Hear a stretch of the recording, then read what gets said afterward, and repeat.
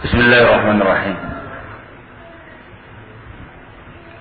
إن الحمد لله نحمده ونستعينه ونستغفره ونعوذ بالله من شرور أنفسنا ومن سيئات أعمالنا. من يهده الله فلا مضل له ومن يضلل فلا هادي له. وأشهد أن لا إله إلا الله وحده لا شريك له وأشهد أن محمدا عبده ورسوله. يا أيها الذين آمنوا اتقوا الله حق تقاته ولا تموتن إلا وأنتم مسلمون. يا أيها الناس اتقوا ربكم الذي خلقكم من نفس واحدة وخلق منها زوجها وبث منهما رجالا كثيرا ونساء واتقوا الله الذي تساءلون به والأرحام إن الله كان عليكم رقيبا. يا أيها الذين آمنوا اتقوا الله وقولوا قولا سديدا يصلح لكم أعمالكم ويغفر لكم ذنوبكم ومن يطع الله ورسوله فقد فاز فوزا عظيما. أما بعد فإن أصدق الحديث كتاب الله وخير الهدي هدي محمد صلى الله عليه وعلى آله وسلم وشر الأمور محدثاتها وكل محدثة بدعة وكل بدعة ضلالة وكل ضلالة في النار. أيها الناس Farafina azakumullah, termasuk sunnatullah pada hamba-hambanya, sunnatullah pada makhluknya di muka bumi ini. Allah subhanahu wa ta'ala menjadikan al-haqq selalu berseberangan dengan al-batil, menjadikan ahlul haqq selalu bermusuhan dan berseteru dengan ahlul batil. Ini merupakan ketentuan yang abadi sampai hari kiamat nanti. Allah subhanahu wa ta'ala menggambarkan dengan firman-Nya,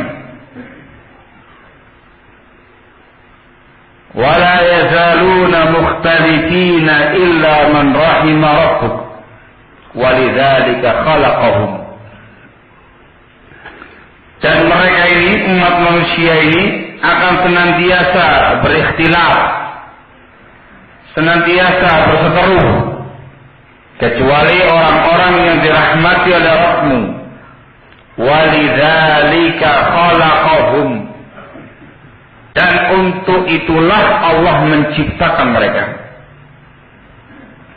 Pada kalimat walidzalika khalaqahum, untuk itulah Allah menciptakan mereka, tegas menunjukkan kepada kita yang namanya perseteruan, ikhtilaf, iftiraq antara ahlul haq dan ahlul batil, perkara yang sudah ditakdirkan oleh Allah tabaraka wa ta'ala.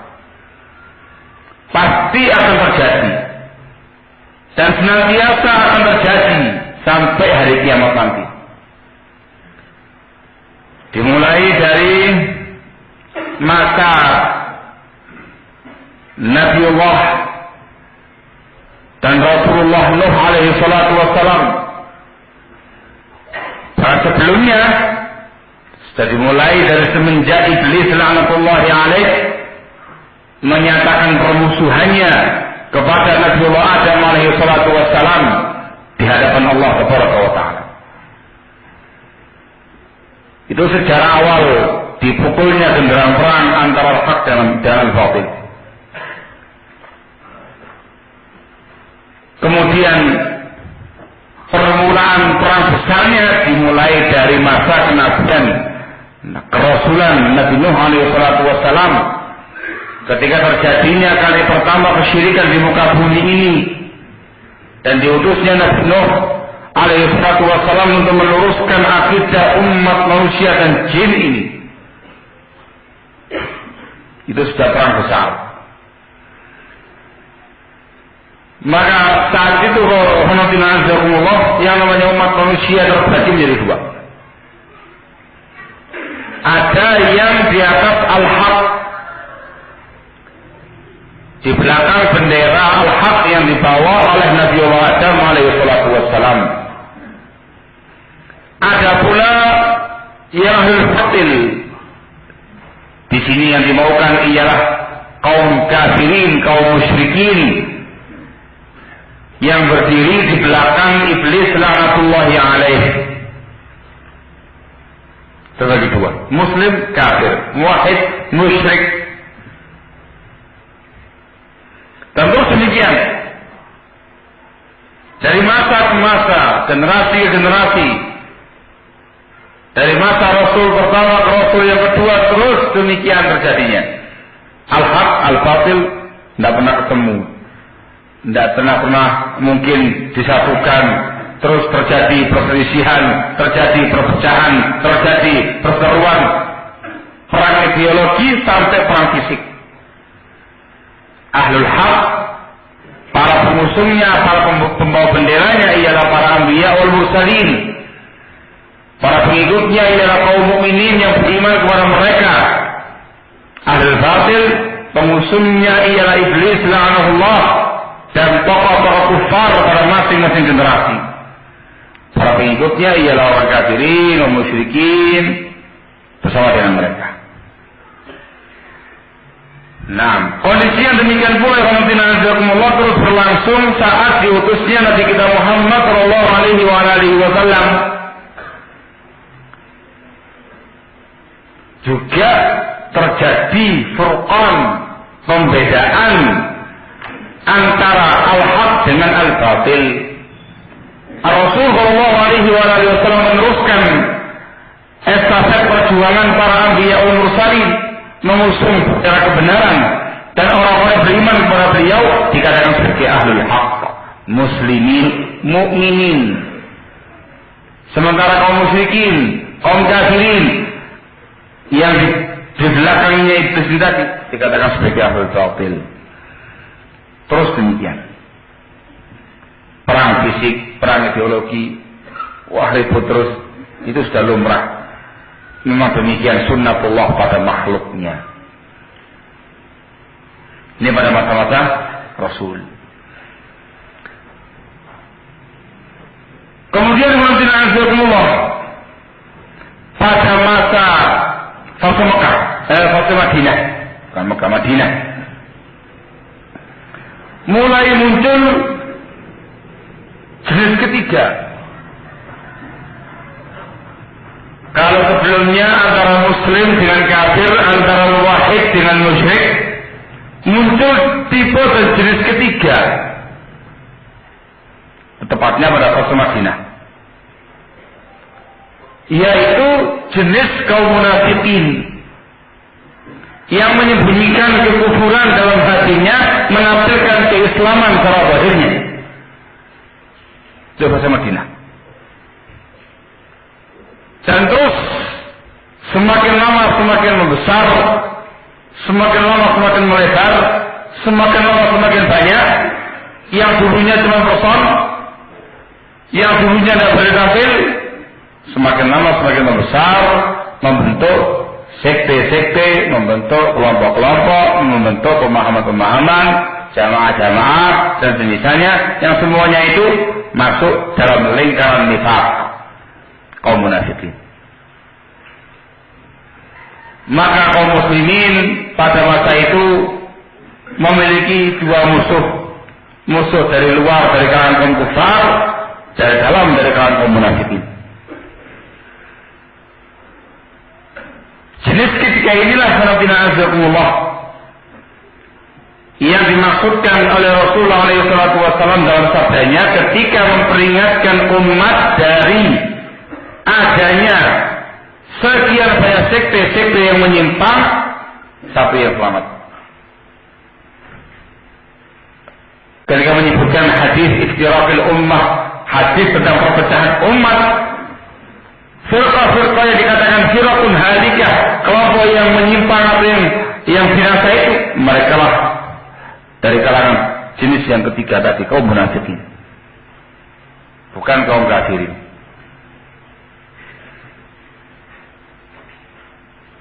Kalau kaum kafirin jelas, musyrikin jelas. Namun Rasul Shallallahu Alaihi Wasallam memperinci tentang tipe dan jenis yang ketiga ini dikarenakan bahayanya lebih laten daripada kaum kafirin. Yang dikenal dalam pembahasan akidah Islam disebut dengan firqatun halikah, sekte-sekte yang menyimpang. Maka insyaallah ta'ala pada pembahasan kita kali ini kita akan mengupas tentang hadisul iftiraq, hadis tentang perpecahan umat. Siapakah sekte yang binasa itu, ciri-cirinya bagaimana, mereka itu siapa saja, kenapa kok bisa menjadi sekte yang binasa, kemudian siapa pula satu kelompok yang diberitakan Rasul sallallahu alaihi wasallam sebagai firqatun najiyah, kelompok yang selamat tadi.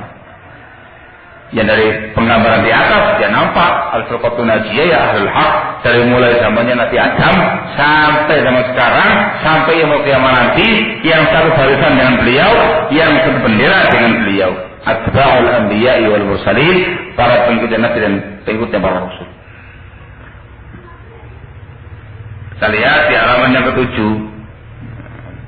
bawaan kitabnya itu terus kita. Jangan jiping atau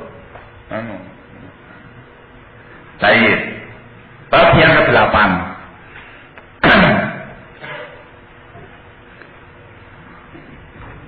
Qala al-muallif hafizahullah ta'ala wa ra'ah. At-tahdziru minal firaqil halikah. Mentahzir, memperingatkan umat dari firqah-firqah yang halikah, yang binasa. Wa bayanu haqiqatil jama'atin najiyatil mansurah. Dan menjelaskan tentang hakikat al-jama'ah yang an-najiyah, yang selamat, al-mansurah, yang ditolong, yang dibela oleh Allah Subhanahu wa ta'ala. Ini babnya. Ya, topiknya ya begitu, golongan yang selamat dan golongan yang sesat. Sederhana sajalah, tidak usah neko-neko gitu ya. Baik. An Muawiyah bin Abi Sufyan radhiyallahu anhuma. Dari Muawiyah bin Abi Sufyan radhiyallahu ta'ala anhuma. Beliau sahabiyun jalil, sahabi ibnu sahabi, salah seorang sahabat, putra salah seorang sahabat. Muawiyah sahabi, Abu Sufyan Sakhar bin Harb juga sahabi. Kalau Muawiyah bin Abu Sufyan lebih duluan masuk Islam, sementara ayahnya Abu Sufyan baru masuk Islam pada waktu Fathu Makkah. Muawiyah bin Abu Sufyan ini mendapatkan gelar Khalul Mu'minin. Apa artinya? Apa artinya khal? Paman dari dia ibu. Namanya Khalul Mu'minin. Pamannya kaum mukminin dari dia ibu. Kenapa? Dikarenakan saudarinya yang bernama Ummu Habibah Ramlah binti Abi Sufyan adalah istrinya Rasul alaihi salatu wassalam. Gitu ya.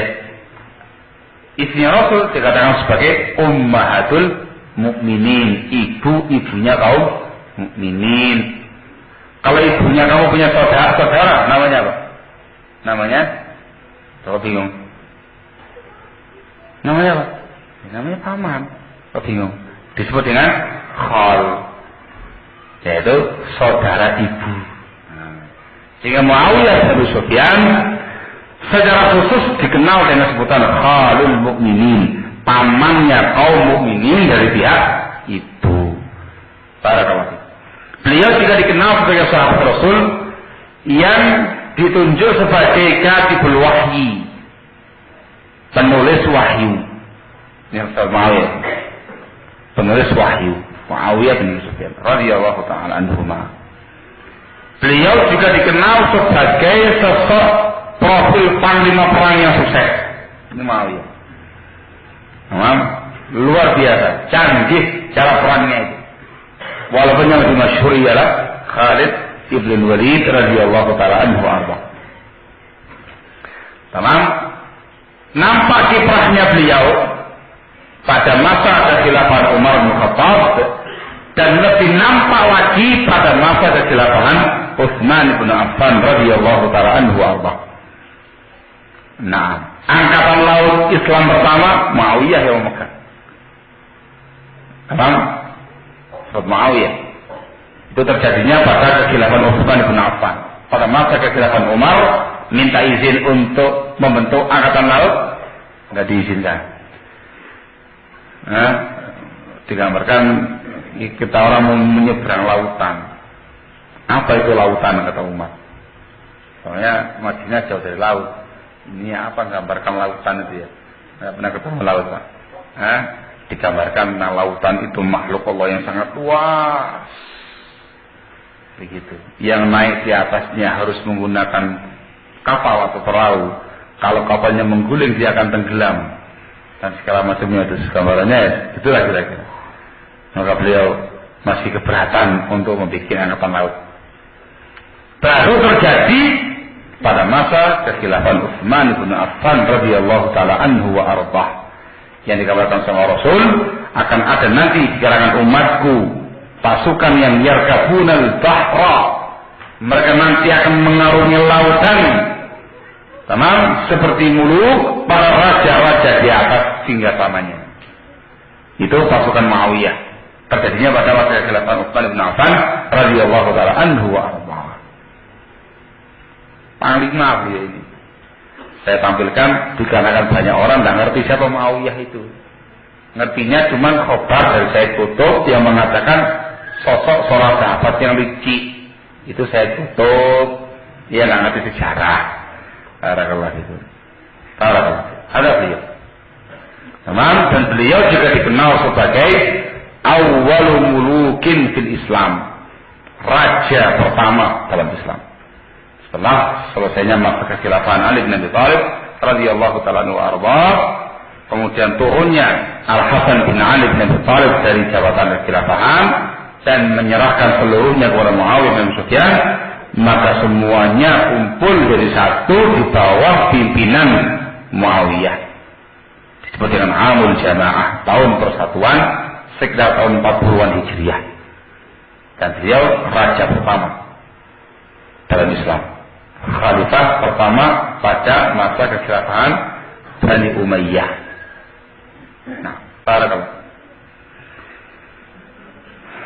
Annahu qala, bahwasanya beliau berkata, saya mau tanya dulu, sahabat Muawiyah itu kerajaannya di mana? Damaskus, bukan di Baghdad. Oh, bukan. Nah, ya betul dipahami dalam sejarah dinasti Umayyah, itu kalau bahasa sekarang gitu ya. Atau Daulah Bani Umayyah itu kekuasaannya atau kerajaannya di Syam. Di Syam ya, bahasa umum di Syam, dan tepatnya mereka mengatakan di Damaskus. Barakallahu. Adapun apa namanya dinasti Abbasiyah, kekhilafan Daulah Bani Abbasiyah itu tempatnya di Baghdad. Di Baghdad. Direbut dari Syam, kuasai semua wilayah yang ada, cari kerajaan yang lain, diputrai semua wilayah negara Islam, didapati negara yang paling enak, yang paling nyaman, yang paling indah, Baghdad. Di mana itu? Di Irak. Sehingga Baghdad dikenal sebagai kota para raja. Baghdad. Dan betul-betul menjadi kota yang sangat luar biasa cepat peradabannya pada masa kekhilafahan Bani Abbasiyah. Siapa yang bangun kota Baghdad itu? Di sejarah dulu. Biar fresh dulu banyak. Pembahasannya agak berat. Siapa maksud yang membangun kota Baghdad itu? Saya tahu ya.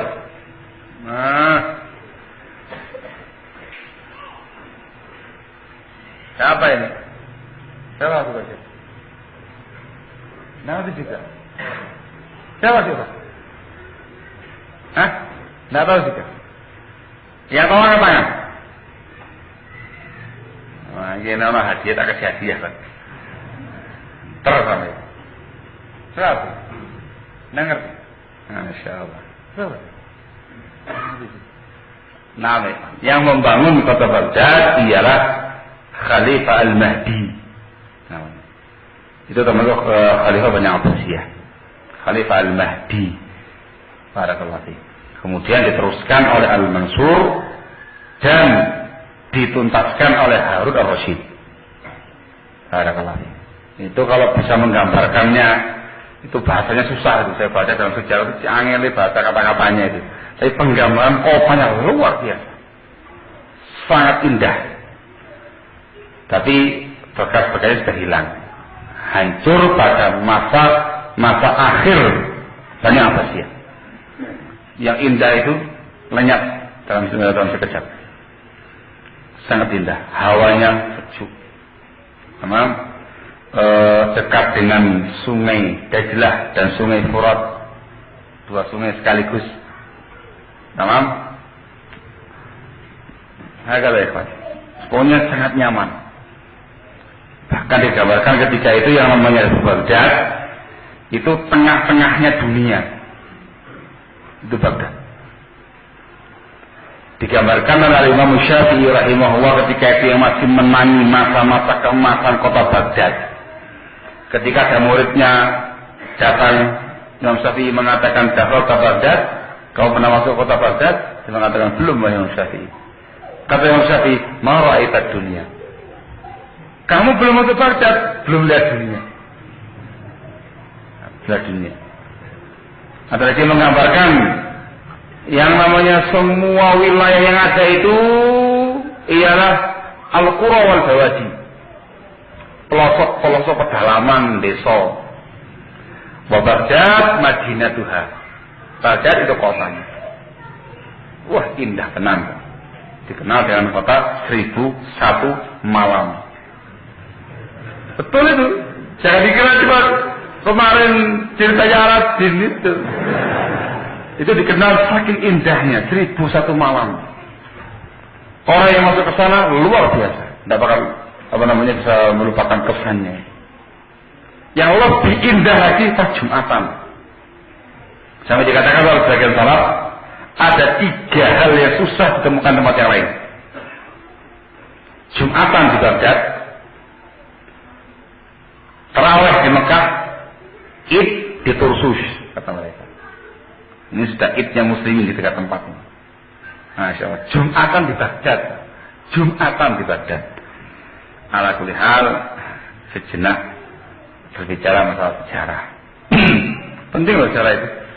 Ini ya sekarang dari sahabat Muawiyah bin Abi Sufyan radhiyallahu ta'ala anhu qala. Beliau mengatakan, ala inna Rasulullah sallallahu alaihi wa ala alihi wa sallam qala fina. Ketahuilah bahwasanya Rasulullah sallallahu alaihi wa ala alihi wa sallam pernah berdiri di depan kami.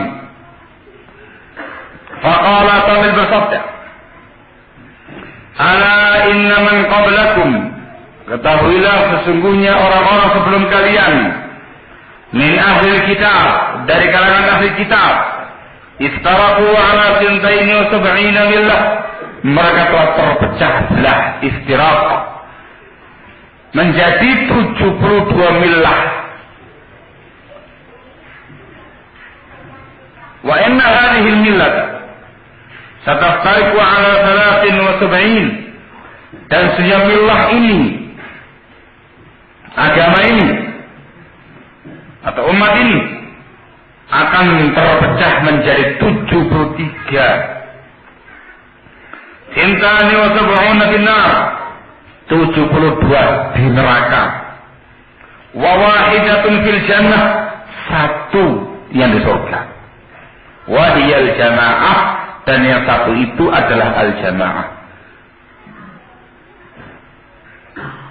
Qala Syekh hafizahullah taala wa ra'ah, rawahu Abu Dawud, dikeluarkan oleh Abu Dawud.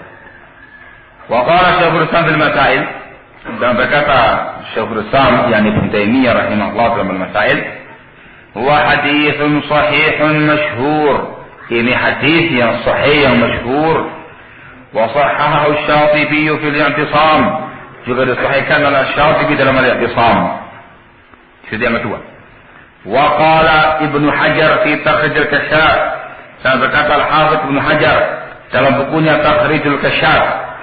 Al-Kashaf, buku tafsir karya Az-Zamakhsyari, hadisnya ditakhrij oleh Ibnu Hajar. Kata beliau, isnaduhu hasan, sanadnya adalah hasan. Di sini sabit ya, disesuaikan oleh banyak ulama. Di antara yang menyesuaikannya ialah Syekh Al-Albani rahimahullah dalam silsilah sahihah, dan juga dihasankan oleh Syekh Muqbil bin Hadi rahimahullah. Sampai tadi saja, wahiyal jamaah. Wa fi riwayatin Tirmidzi wal Hakim, dan dalam sebuah riwayat untuk Tirmidzi dan Al-Hakim, min hadits Abdullah bin Amr, dari hadis Abdullah bin Amr bin As radhiyallahu taala anhuma, dengan tambahan lafaz ma ana alaihi al-yauma wa ashabi, apa yang aku di atasnya hari ini dan para sahabatku, menjelaskan makna al-jamaah. Katanya Syekh hafizahullah taala wa ra'ah, wa fiha dha'fun, dan padanya ada kelemahan. Disebutkan di bawah itu menukil dari Tirmidzi rahimahullah, beliau mengatakan haditsun mufassirun gharib. Ini hadis yang mufassir, yang menjelaskan makna al-jamaah di atas, tapi dia gharib. Kalau Tirmidzi mengatakan gharib, itu maknanya dhaif. Tentang penambahan ini barakallahu fikum, diriwayatkan oleh sebagian besar ulama. Sebagian lagi mengatakan sabit, tambahan yang bisa diterima. Ala kulli hal, mereka semuanya sepakat al-makna sahih, maknanya sahih. Walaupun secara isnadnya dipertanyakan, tapi secara makna sahih. Intah. Inilah yang disebut dengan hadis iftiraq. Dalam hadis ini Rasul sallallahu alaihi wasallam memberitakan adanya iftiraq pada umat terdahulu dan pada umat ini.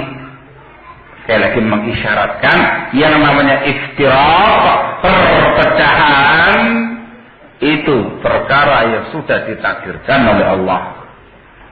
Dikatakan dengan ayat di atas, wala yazaluna mukhtalifina illa ma rahima rabbuk walidzalika khalaqahum, untuk itulah Allah menciptakan mereka. Kemudian disebutkan di sini beliau memberitakan untuk umat-umat yang sebelum kita itu terpecah menjadi 72 golongan sekte. Ini satu riwayat dengan tanpa memperinci. Memang disebutkan dalam riwayat yang lain dengan perincian untuk orang Yahudi. Berapa saya, Pak? 71. Untuk orang Nasara 72. Untuk muslimin 73. Paham insyaallah ya? Dari lafaz ini barakallahu fikum menunjukkan pula kepada kita perpecahan yang terjadi pada kaum muslimin itu lebih banyak daripada perpecahan yang terjadi pada umat terdahulu. Terdahulu paling tahu 72 Nasrani. Sementara muslim berapa? 73. Lebih banyak pecahnya. Allahul musta'an. Kemudian juga dalam riwayat ini Rasulullah Shallallahu Alaihi Wasallam menggunakan bahasa iftaraku. Paham ya? Tidak menggunakan bahasa ikhtalafu. Yang ngantuk nggak paham ini. Terus terangkan baik-baik. Beliau menggunakan bahasa iftaraku. Yang namanya iftirak itu diambil dari kalimat furqah, pecah.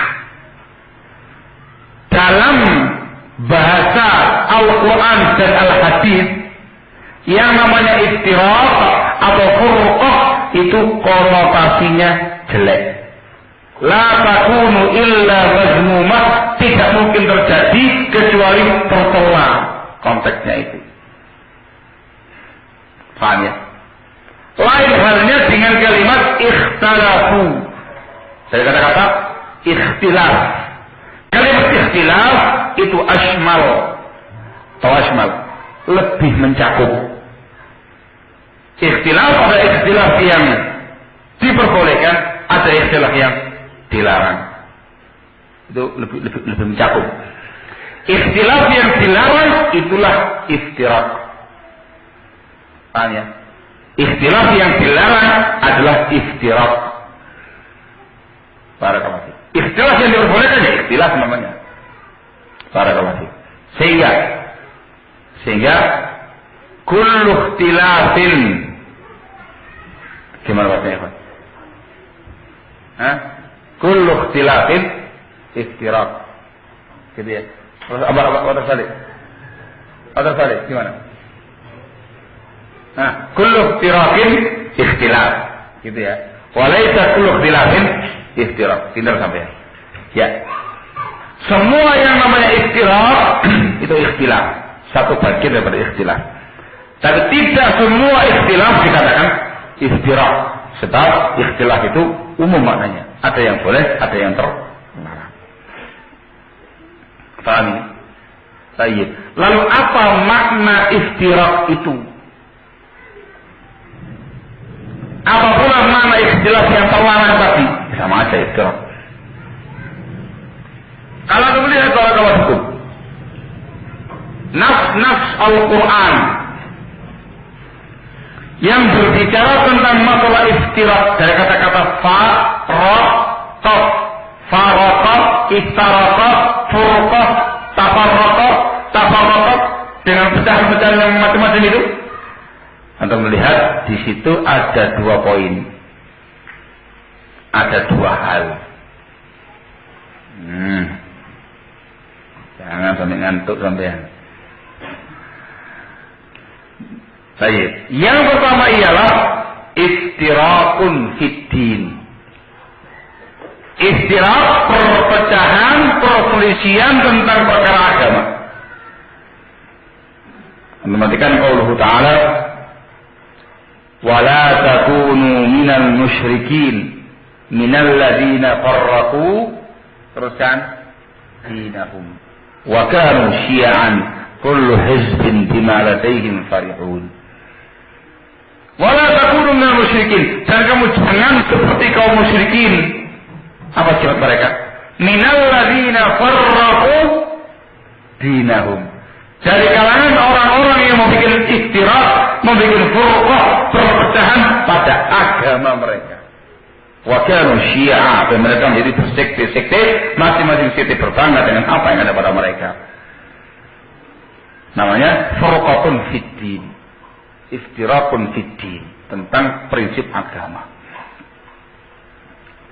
Juga disebutkan di atas Allah mengatakan innal ladzina farraqu dinahum wa kanu syi'a lasta minhum fi syai'. Sesungguhnya orang-orang yang farraqu dinahum, yang memecah belah agama mereka, wa kanu syi'a, dan mereka menjadi bersekte-sekte, engkau wahai Rasul lasta minhum fi syai', bukan termasuk golongan mereka sedikit pun. Rasul berlepas diri dari ahlul furqah. Insyaallah ya. Ini yang pertama, iftirakun fiddin. Yang kedua ialah iftirakul jamaah. Bahasa apa namanya? Umum ialah mufaraqatul jamaah. Ini podoi kata asalnya faraqat. Iftirakul jamaah atau mufaraqatul jamaah, memecah belah jamaah atau berpisah dari al-jamaah. Dan yang dimaukan dengan al-jamaah di sini ialah al-umara, pemerintah penguasa muslim.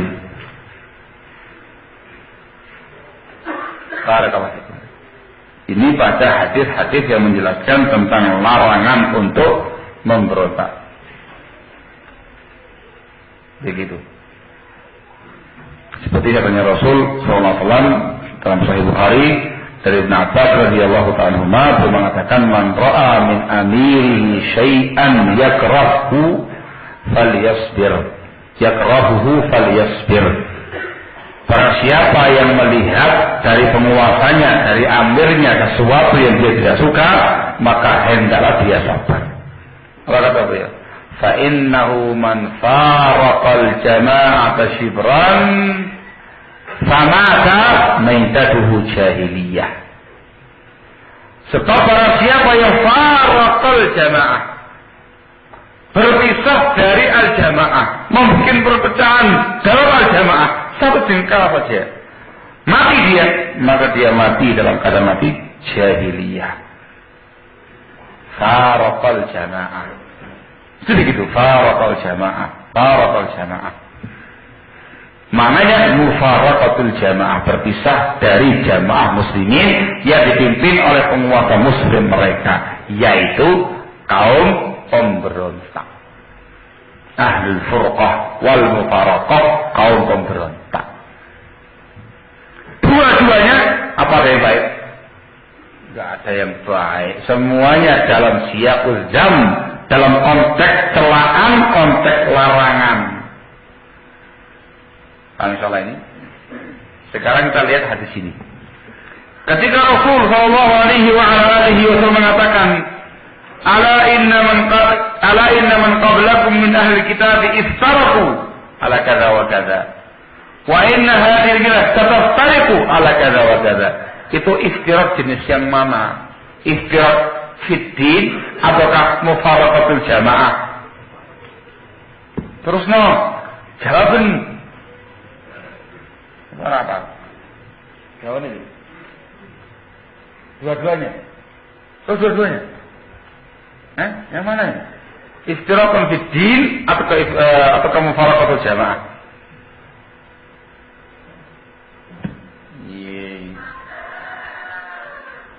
Naik.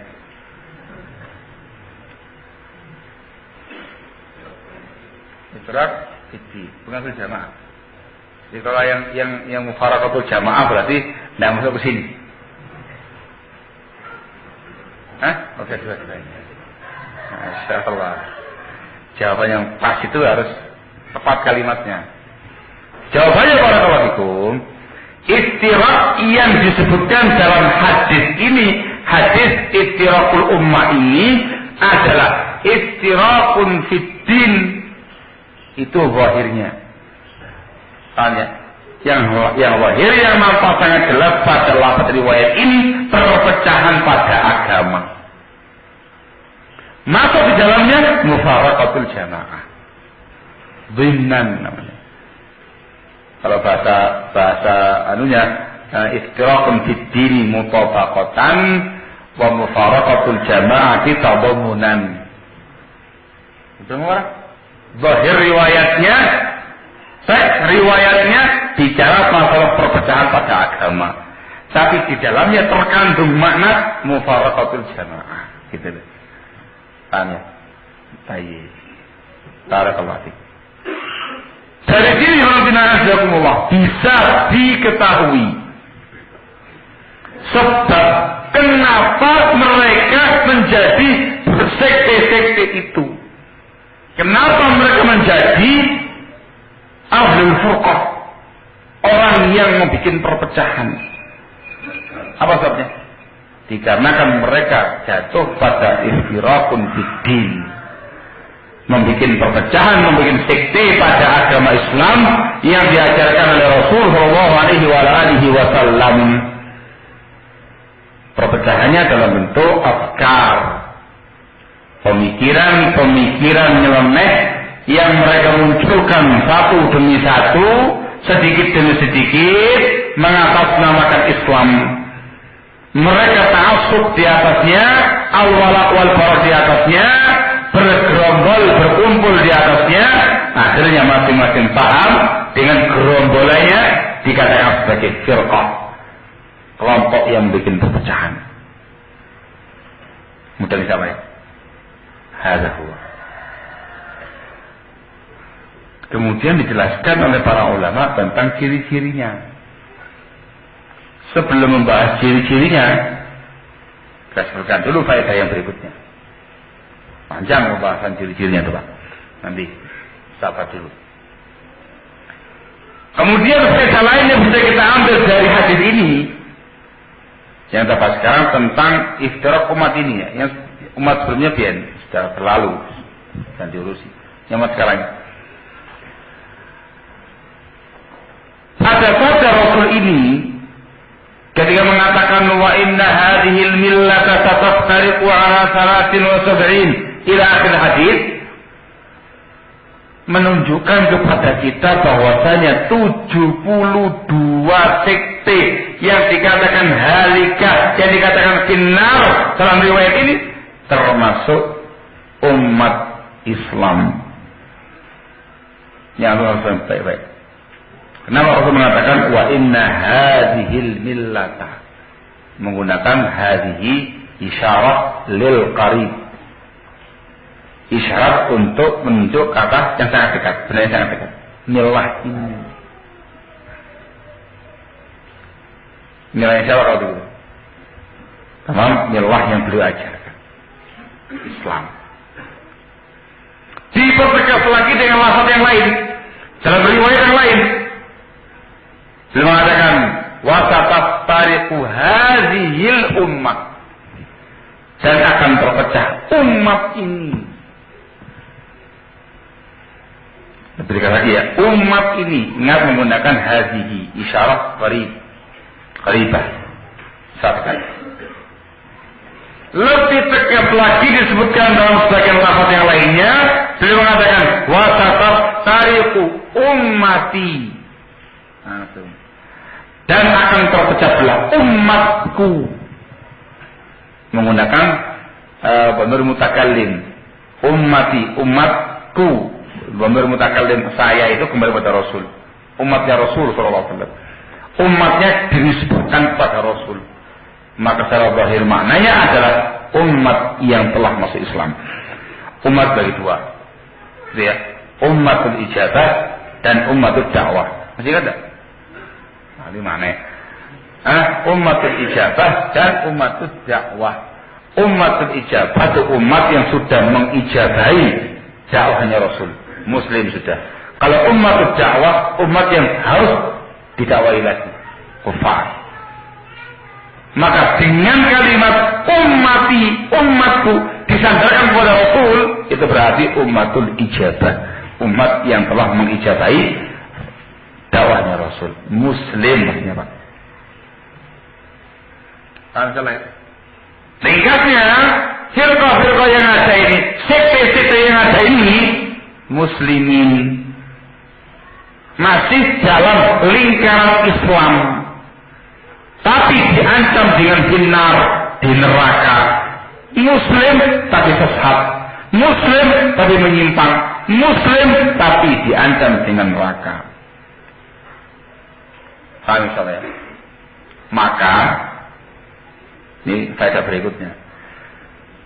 Ketika antum mendapati keterangan sebagian ulama yang menyatakan firqah ini tidak masuk pada 72 golongan, apa maknanya? Kafir. Berarti firqah tersebut dihukumi kafir. Kenapa tidak dimasukkan dalam 72 sekte yang menyimpang di sini? Maka dia kafir, firqatun kafirah.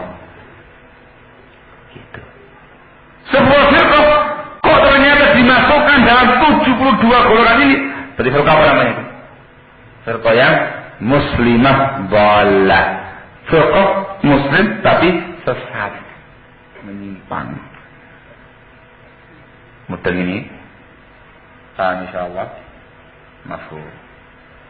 Kemudian barakallahu fikum, sebelum bicara ciri-ciri disebutkan oleh para ulama ta'yin hadhil firaq. Penentuan siapa firqah-firqah yang 72 tadi. Saya nukilkan dari penjelasan Al-Imam Syatibi rahimahullah.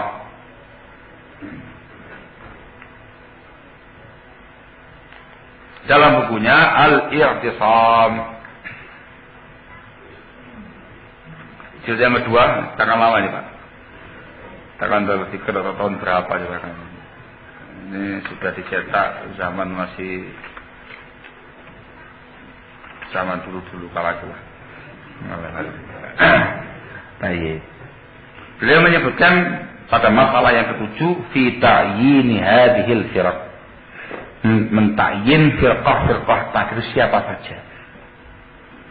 Beliau mengatakan masalah ini sebagaimana yang diuraikan oleh Al-Imam At-Turtusi ini banyak diperbincangkan oleh para ulama. Beliau mengatakan di antara ulama ada yang menyebutkan 72 itu usuluha thamaniyah. Usuluha thamaniyah.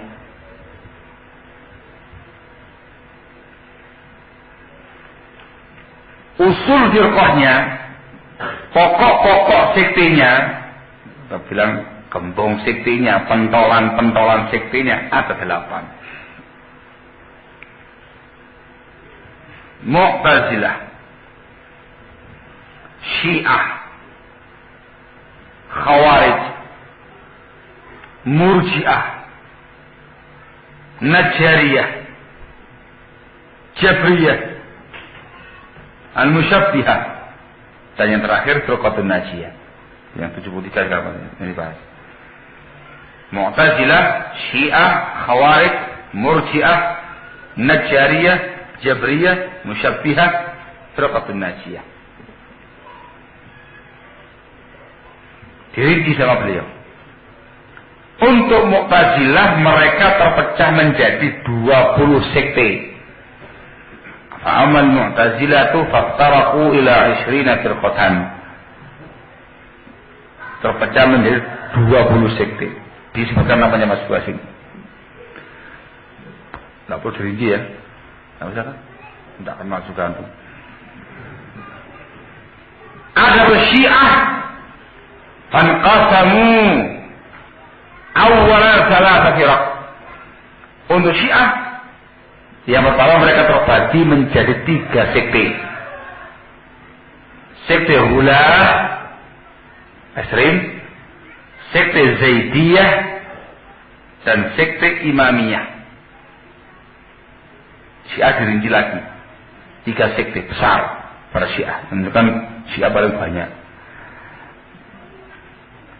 Untuk yang sekte Ghulah, Syiah yang Ghulah, yang Asrim, ada 18 sekte.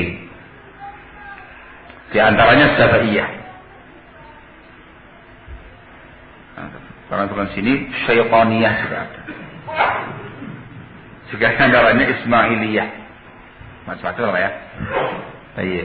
18 sekte untuk yang Ghulah. Untuk yang Zaidiyah 3 sekte. Untuk yang Imamiyah 1 sekte saja. Berapa berarti semuanya Pak? 18, 3, 7 berarti 28. 18, 3 sama 1. 7. Berarti berapa ini? 22. 22 tambah Mu'tazilah 20, 42. Saya mengatakan fal jami' hintani wa arba'una firqah. Seluruhnya tadi Mu'tazilah sama Syiah 42 firqah. Sekarang yang Khawarij. Dia mengatakan Khawarij sab'u firaq. Ada 7 firqah. 7 firqah.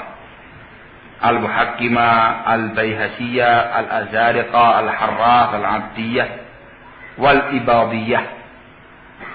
Ibadiyah arba'u firaq. Ada 4 lagi. Hafsiyah, Yazidiyah, Harithiyah, Muti'iyah. Insyaallah. Coba ya. Ini berapa tadi? 11. Terus satu ke siapa? Setelah Khawarij.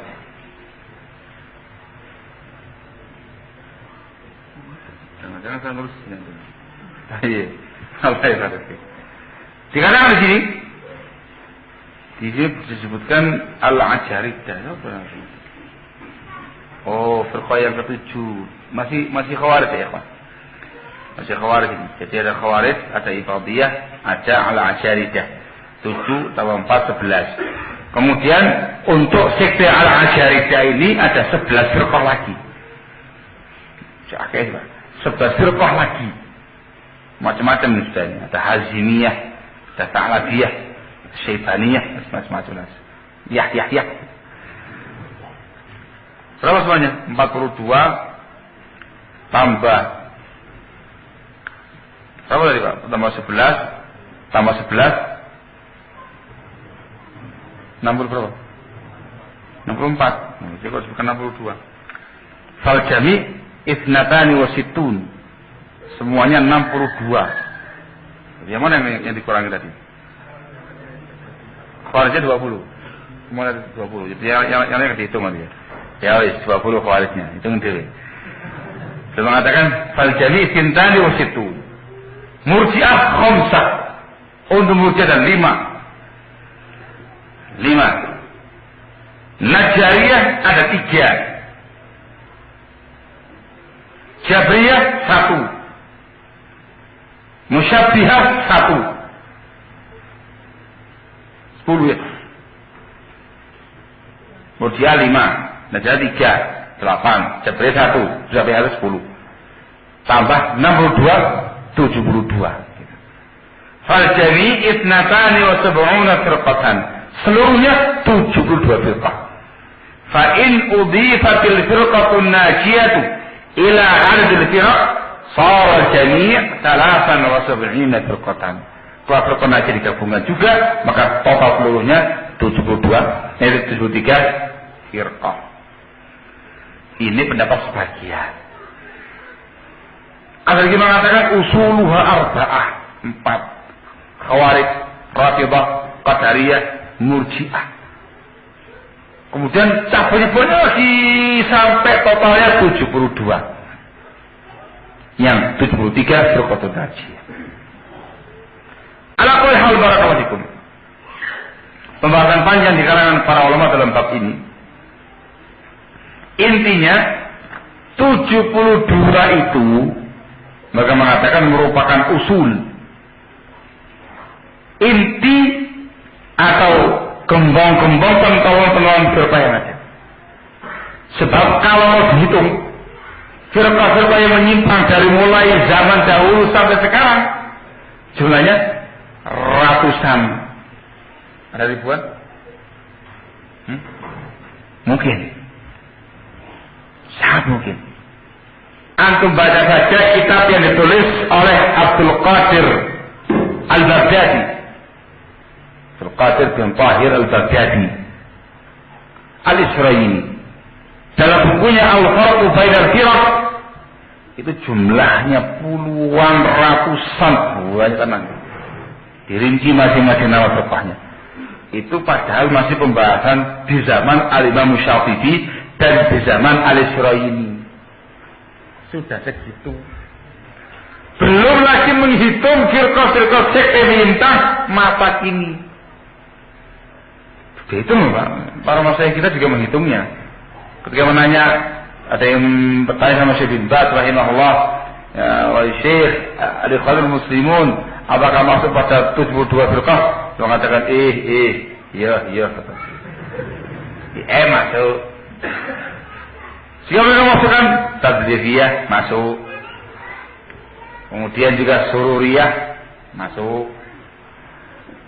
Banyak yang masuk masa sekarang itu. Padahal ada yang lama, ada yang baru, jangan dihitung. Satu firqah namanya. Ada Sururiyah tempo dulu, Sururiyah tempo sekarang, jadi satu paket. Para kawan ikhwan dulu, ikhwan sekarang satu paket gitu. Allahumma musta'an. Saya belum pernah mendengar apakah sudah memasukkan hadadiyah ataukah belum, wallahu a'lam. Tapi sudah dibahas dan dibantah panjang oleh para ulama. Dikatakan sebagai firqah khusus hadadiyah. Barakallah. Adapun hadadiyah intinya banyak.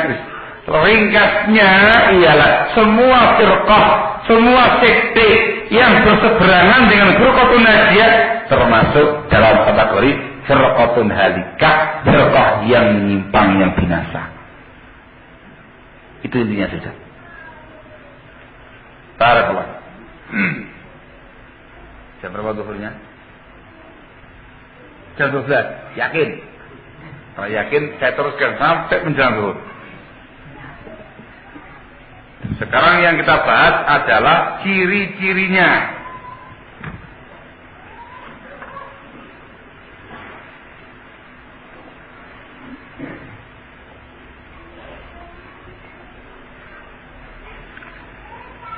Ini yang paling penting. Ciri-cirinya. Yang pertama, ciri-ciri apa ini? Ciri-ciri kelompok yang menyimpang, ciri-ciri golongan yang sesat. Yang pertama, al-furqah, suka bikin perpecahan. Ini ciri khas yang sangat menonjol pada mereka. Makanya dikatakan sebagai firqah. Firqah mengambil dari kalimat furqah, perpecahan. Dalilnya hadis ini dan juga hadis yang saya bacakan di atas. Ayat yang saya bacakan di atas. Innal ladzina farraqu dinahum wa kanu syi'a lasta minhum fi syai'. Juga bukan dalam yang lainnya, wala takunu kalladzina tafarraqu wa ikhtalafu min ba'di ma ja'ahumul bayyinat wa ulaika lahum 'adzabun 'adzim. Furqah. Ketika menjelaskan ayat di atas, dalam tafsir Ibnu Katsir rahimahullah ketika menafsirkan Al-An'am, innal ladzina farraqu dinahum wa kanu syi'a, beliau mengatakan dalam tafsirnya, al-ayatu 'ammah fi kulli man farraqa dinallah wa kana mukhalifan lah. Ayat ini umum, mencakup semua siapa saja yang memisahkan diri dari agama Allah dan menyelisihi. Kemudian beliau mengatakan yang dimaukan dengan firaq atau syi'a wa kanu syi'a ka ahlil milali wan nihali wal ahwa'i wad dalalat. Wa kanu syi'a, dan mereka bersekte seperti ahlul milal, agama yang non muslim itu, wan nihal juga demikian, al ahwa, hawa nafsu, wad dalalat, ahlul dalal. Maka semua yang namanya ashabul ahwa'i wal bidah masuk dalam kategori al-firaq. Dan itu merupakan ciri khas mereka. Saya dikatakan ahlul bid'ati wal furqah. Ini ciri-ciri mereka. Dari sini saya tambahkan sebagai faedah. Tolong camkan baik-baik ini faedah. Dari sini barakallahu fikum. Ketika ada sebuah paham, ketika ada sebuah fikrah, ketika ada sebuah ideologi dimunculkan di tengah-tengah umat, walaupun awalnya nampak indah, nampak kokoh, nampak tegar, tapi ternyata ujung-ujungnya membuat perpecahan di tengah-tengah umat ini, ketahuilah itu ciri-ciri ahlul bid'ah. Itu ciri-ciri pemikiran menyimpang. Itu ciri-ciri pemikiran yang sesat. Paham ya? Itu khasnya ashabul ahwa'i wa dhalal. Al-furqan. Mudah ini. Apapun pahamnya, apapun fikrahnya, apapun ideologinya. Barakallahu fikum. Itu ciri-cirinya. Nah, sebaliknya yang namanya sunnah ijtima, mengumpulkan. Saya dikatakan ahlus sunnah wal jamaah. Ada sunnah, mesti ada jamaah, kumpul. Walaupun mungkin awalnya itu bikin perpecahan, memisahkan bapak sama anak, saudara sama saudara yang lainnya, yang tadinya kawan dekat, kawan jauh dan segala macamnya, ada furqan memang. Pembeda antara al-haq dan al-batil. Tapi ujung-ujungnya nanti membawa pada persatuan. Itu sunnahnya Rasul SAW. Tanya. Dinanti lama kok gak nyatu-nyatu. Dinanti lama kok gak kumpul-kumpul. Semakin lama kok semakin pecah. Semakin lama kok semakin seru. Itu ciri-ciri penyimpangan. Tidak usah ragu-ragu lagi. Barakallahu fikum. Faedah sampingan bagi terucapkan baik-baik. Ya. Ciri-ciri yang kedua. Ittiba'ul hawa. Mengikuti hawa nafsu. Ini juga ciri khas mereka yang paling menonjol. Karena mana dalil ya, Pak? Yang ada cuma ittiba'ul hawa. Al-Quran dan Sunnah sudah enggak laku bagi mereka ini. Hawa nafsu mereka tampilkan. Ittiba'ul hawa. Dalilnya disebutkan di Al-Jadiyah ayat yang ke-23. Allah mengatakan dalam firman-Nya, "Afara'aita man ittakhadha ilahahu hawahu wa adallahu Allahu 'ala 'ilmin." Apa kamu enggak melihat bagaimana pendapatmu tentang seorang yang menjadikan hawa nafsunya sebagai sembahannya dan Allah sesatkan ia di atas ilmu? Mengomentari ayat ini barakallahu fikum, Al-Imam Ibnu Katsir rahimahullahu taala menyatakan bahwasanya ayat ini digunakan untuk membantah kaum Mu'tazilah yang punya prinsip menilai sesuatu baik atau tidak menggunakan akal semata. Disebut dengan tahsin wa taqbih al-aqliyain. Anggapan baik dengan akal, anggapan buruk dengan akal. Termasuk yang mengikuti hawa nafsunya dan menjadikan hawa nafsu sebagai sembahan dia. Dari uraian beliau tadi menunjukkan barakallahu fikum, yang namanya ittakhadha ilahahu hawahu, menjadikan hawa nafsu sebagai ilahnya, itu merupakan ciri khasnya Mu'tazilah yang dia termasuk satu bagian dari al-firaqud dhallah. Wallahul musta'an. Juga sebagian lafaz tentang hadis iftiraqul ummah yang tadi kita baca, disebutkan dalam sebagian lafaz Rasul mengatakan, telah memberitakan tentang iftiraq yang ada, wa innahu sayakhruju fi ummati aqwamun tujari bihim tilkal ahwa kama yatajarul kalaf bi sahibihi al-hadis. Dan akan keluar nanti di tengah-tengah umatku satu kaum yang mana hawa nafsu al-ahwa, hawa nafsu itu tadi akan merasuk, menyusup di tengah-tengah mereka sebagaimana penyakit gigitan anjing mengenai korbannya. Apa kan artinya? Rabies langsung menyusup ke korbannya itu. Digunakan dengan bahasa tujari bihim tilkal ahwa. Karena tilkal ahwa menunjukkan ciri khasnya al-firaqud dhallah ialah al-hawa, ittiba'ul hawa, mengikuti hawa nafsu. Yang ketiga, ittiba'ul mutasyabih. Ini pun juga demikian, ciri khasnya paling menonjol, mengikuti ayat-ayat yang mutasyabihat. Bahasa kita sekarang senang syubhat, mengikuti yang syubhat. Dalilnya disebutkan dalam surat Al-Imran ayat yang ke-7. فَأَمَّا الَّذِينَ فِي قُلُوبِهِمْ زَيْغٌ fayattabi'una ma tashabaha minhu ibtigha'al fitnati wa ibtigha'a ta'wilih. Adapun orang-orang yang di hatinya ada penyimpangan, maka mereka mengikuti ayat-ayat mutasyabihat dalam rangka untuk mencari fitnah dan dalam rangka untuk mencari takwil-takwilnya yang batil.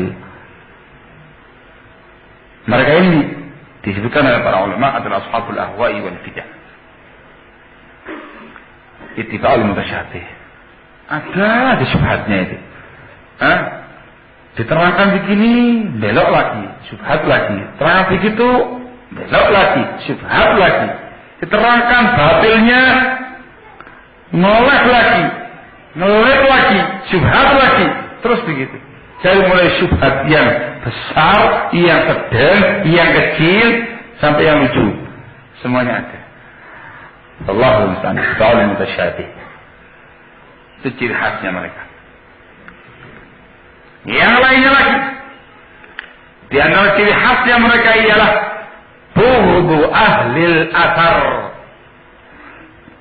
membenci para ulama ahlul athar, membenci para ulama ahlul hadis.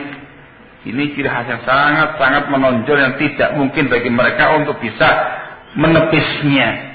Semua orang tahu dengan ucapan mereka, dengan tindakan mereka yang menunjukkan kebencian yang sangat kepada para ulama sunnah, ulama hadis. Disebutkan dari pernyataan para imam seperti Abu Hatim Ar-Razi mengatakan, min alamati ahli bidah al-waqi'atu fi ahli athar. Termasuk ciri-cirinya ahli bid'ah ialah mencaci, mencela, menjatuhkan kehormatannya ahli athar. Allahumma musta'an. Ini ciri khas yang sangat-sangat menonjol. Tidak ada ihtiram kepada para ulama, nggak ada ihtiram kepada para ahli hadis. Biasa menggelari mereka dengan gelar-gelar yang buruk, gelar-gelar yang bikin umat lari. Kalau zaman dahulu, masa-masa ribut-ributnya Sururiyah, menggelari para ulama dengan ulama yang layak fahunal waqi, gak ngerti fiqh waqi, menjuluki mereka dengan ulama al-haid dan nifas, ulama haid dan ulama nifas. Apalagi menjuluki dengan mutasyaddidin, ulama yang keras, kaku. Apalagi apa namanya, umala begitu. Ya, ini pegawai pemerintah dan segala macamnya, macam-macam. Zaman dulu, zaman sekarang lebih ngeri lagi. Kalau dulu yang memberikan komentar itu tokoh-tokoh gembong Sururiyahnya, kerucutnya nggak berani. Di zaman sekarang ini luar biasa yang dihabisi dari kalangan para ulama, semua ulama yang nggak sesuai dengan mereka, nggak pilih-pilih, semuanya kena. Yang angkat bicara dari mulai gembongnya sampai telurnya, Allah Ta'ala, dengan tanpa ada rasa malu, dengan tanpa ada rasa pekewu, dengan tanpa ada rasa ihtiram atau berbenas, dengan kalimat-kalimat yang lebih Masya Allah dibandingkan dengan yang sebelum-sebelumnya itu. Allahumma musta'an. Sampai kebun binatang keluar. Kebun binatang keluar. Kemudian apa namanya, rincian-rincian orang ngentut ya keluar. Ya, saya baca begitu karena memang nyata gitu. Untuk menjuluki Masyayikhna dengan kata-kata siapa dia itu? Kedudukan dia sama kayak entutnya nenek-nenek. Ada perincian gitu. Ada entutnya mbah, ada entutnya anak muda, ada entutnya laki, dan entutnya perempuan. La haula wala quwata illa billah. Nyebut kata-kata entut aja luar biasa kotornya. Dipersembahkan untuk para masyayikh lagi. Allahumma musta'an, la haula wala quwata illa billah. Tapi mantap, yakin sunnah, yakin di atas al-haq, yakin di atas manhaj yang solid, Masya Allah, kuat gitu, betul-betul tenangan gitu kan. Allah musta'an. Bughduhum li ahli al-athar. Ciri-ciri yang lainnya lagi, ciri-ciri zaman dahulu, takfiru mukhalifihim bighairi dalil, mengkafirkan orang-orang yang menyelisihi mereka dengan tanpa dalil. Itu dulu. Itu ciri khasnya kaum Mu'tazilah, kaum Khawarij dan semisalnya. Jadi kalau tokoh mereka klek, ribut begitu, nggak cocok pahamnya, nggak ketemu, sudah di majelis saling mengkafirkan. Kamu kafir, kamu juga kafir. Pisah, akhirnya pisah jamaahnya. Tadi yang mengulir satu, ada yang grup ini. Itu biasa. Itu biasa. Wallahu musta'an. Disebutkan oleh Ibnu Taimiyah rahimahullah, ini merupakan ciri khasnya kaum Khawarij. Al-Khawarij tukafiru ahli jamaah. Kaum Khawarij mengkafirkan ahli jamaah, kaum muslimin. Wa kadzalika al-Mu'tazilah yukafiruna man khalafahum. Begitu pula kaum Mu'tazilah, mereka mengkafirkan semua orang yang menyelisihi mereka. Wa kadzalika Rafidhah. Begitu pula kaum Rafidhah.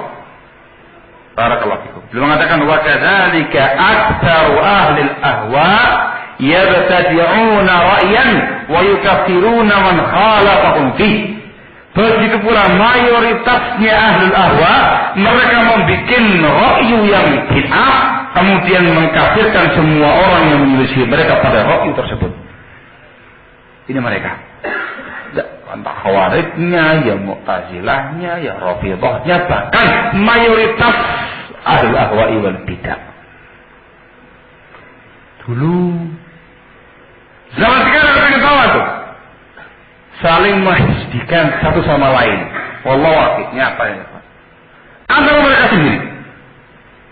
Kalau menghizbikan semua yang nggak sesuai dengan mereka sih ya wajar. Memang ahlu tahzib seneng doyan menghizbikan orang. Tapi yang nyata dan betul-betul nyata, aneh tapi nyata itu. Sifat di antara mereka sendiri nggak cocok menghizbikan temennya. Nyata ini Pak. Untuk sementara jangan tanya sama saya rinciannya. Kira-kira saya masa sih? Iya Ustaz. Benar tak? Benar. Luar biasa. Hah? Satu sama lain saling berusaha melaporkan ke pusat. Itu bahasa anunya lah yang bisa dipahami dengan baik. Gitu ya, masing-masing saling melaporkan ke pusat. Subhanallah, subhanallah. Kok gak sadar mereka ini terjatuh dan terjerembab dalam ciri-ciri yang sangat mengerikan dari orang-orang yang menyimpang. Ketika dicek apa sih sebab permasalahannya itu, masalahnya pun juga kalau aku dengarkan geli-geli lucu gitu. Ribut tentang permasalahan apa hukumnya STP di pondok pesantren. La haula wala quwata illa billah. Satunya ngotot, tidak bisa. Ada pondok pesantren pakai SPP bulanan hizbi. Iya. Hizbi. Ribut teman-temannya. Kelas. Awalnya sih nggak bakal kelas. Satunya pindah, minggat ke kemana begitu. Ya namanya kelas ya nyari-nyari kesalahan. Ternyata teman yang pindah itu di tempat barunya menerapkan sistem SPP. Ayo kon. SPP hizbi. Tak laporkan ke pusat. Masya Allah. Anak bilang ini orang anak TK lagi dagelan atau orang-orang yang sudah dewasa lagi main-main. Apa-apa ini. Tolong jangan minta perincian kepada saya. Tapi nyata itu. Subhanallah. Antara mereka urusannya bukan urusan besar, urusan hukum SPP di sekolahan di pondok pesantren. Saya mau tanya, pondokmu pakai SPP pada? Pakai? Hizbi. Akhirnya ya ditutup hizbi tadi itu nggak terima. Ada apa kamu menghizbikan saya? Pusat pakai SPP. Bingung lagi. Wah ini kalau mau menghizbikan lah, siapa yang suninan? Pusat hizbi, pakai hizbi kabelan. Akhirnya pada kebingungan sendiri-sendiri. La haula wala quwata illa billahil aliyyil azim. Entah deh, hati-hati. Kalau ahlu sunnah wal jamaah itu ilmiah cara berpikirnya itu dikarenakan prinsipnya Alkitab was sunnah dengan pemahaman salaful ummah. Mengkafirkan orang, kenapa kok dikafirkan? Dikatakan berbuat sesuatu. Apa sesuatu itu? Sekarang A itu secara syariat termasuk amalan ucapan kufur atau tidak? Iya, dalilnya mana? Nih ayatnya, nih hadisnya. Boleh. Apakah semua orang yang berbuat kufur dikatakan kafir? Dibicarakan lagi. Tidak semua orang yang terjatuh pada tindakan atau ucapan kekufuran langsung divonis kafir. Gak bisa. Gak bisa. Vonis sebentar. Tahu orang sunnah itu tidak gampang. Begitu pula terkait dengan urusan tahzib menghizbikan orang. Hizbi dia. Kenapa kok hizbi? Gitu saya mengatakan hizbi ya. Siapa yang ngomong? Syekh Fulan. Masya Allah. Syekh itu orang luar biasa. Nggak mungkin dengan jahil itu nggak mungkin, pasti pakai ilmu. Hizbi orang itu gaya pikirnya beda. Mukhalid. Tapi nanya, kenapa kok hizbi? Dia berbuat A. Apakah perbuatan A itu sudah dinyatakan hizbiyah dalam syariat? Iya. Dalilnya mana? Ini ayatnya, ini hadisnya. Saya mengatakan Fulan bilang begitu. Itu namanya dalil. Yang kita butuhkan hujjah, dalil Alkitab was sunnah. Mana argumentasi Anda? Kalau dia hizbiyah. Ini ayatnya, ini hadisnya, ini keterangan ulamanya, hizbiyah. Baik. Apakah setiap orang yang terjatuh dalam tindakan hizbiyah langsung divonis hizbi? Panjang pembahasannya, pada gampang. Lah apalagi menghizbikan orang dengan satu permasalahan yang masih perlu ditinjau ulang, termasuk hizbiyah atau tidak, urusan FTP di pondok pesantren. La haula wala quwata illa billah. Saya mau tanya sama antum, mana pengurusnya? Tidak, pengurus tadi. Benar.